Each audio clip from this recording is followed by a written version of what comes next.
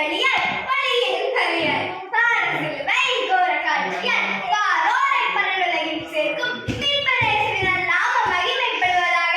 நல்லாயன் நயமான திறமான நம்பிக்கையுடன் நாடும் வாழும் தலைவரையும் நடுவரையும் அவையோரை வாழ்த்தி என் உரையை துவங்கின்றேன். சொல்லை கல்லாக எரிய முடியும், அதை மற்றொரு இதயத்தில் நல்லாக விதைக்கவும் முடியும். அதை பல்லாக கடிக்கவும் பயன்படுத்தலாம், முள்ளாக குத்தலாம், முத்தாக உதிர்க்கலாம். சரியாக பயன்படுத்தப்படும் ஒரே ஒரு சொல் மற்றவர் வாழ்வே மாற்றலாம். வளர்க்கும் மனிதனை பிடித்து நிறுத்தலாம், மறிக்கும் மனிதனை உயிர்த்து நிறுத்தலாம். அப்படிப்பட்ட அந்த வல்லமையான சொல் தான் நம்பிக்கையினால் மீட்பு. பவுலும் சீலாவும் கூறிய வார்த்தைகள் அப்போஸ்தலர் 16 பதிவு செய்யப்பட்டது. ஞாயிற்றுக்கிழமை காலத்தில் பாவ நிவர்த்திக்காக ரத்தம் சிந்தப்பட்டது.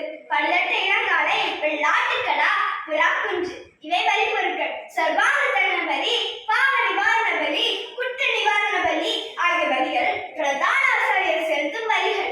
மேசியா மனு உருவாகி நம்பிக்கையின் துவக்கமாக வெளிப்பட்டார். சிலுவை மரணம் மீட்பின் பயணம் முடிந்துவிட்டது என்று நம்பிக்கை சிலரைக்கும் வடிவில் இருந்தாலும் இல்லை, கல்வாரி பாதைக்கு தோல்வில்லை என்று ஒரே தரம் மதிப்பு அத்தனை வலிகளை நிறைவேற்றினார். மீட்பின் முழுமை தந்தையில மீட்பரேசுவை விசுவாசிக்க கூறினார் பவுலும் சீலாவும். யாருக்கு நற்செய்தி அறிவிப்பர்? தம்மை அடித்தவர்களை, உதைத்தவர்களை, வீதியில் இழுத்து சென்றவர்களை, கல் மரத்தில் கட்டி வைத்தவர்களை. கட்டவிழ்க்கப்பட்டு கடகடாவென்று ஓடாமல் அப்படியே இந்த பொருளாவின் மீட்பின் வாழ்வை கண்டு பேச்சிலார் நிறைந்த காவலர்கள், ஆண்டவரே மீட்பரை நாங்கள் என்ன செய்ய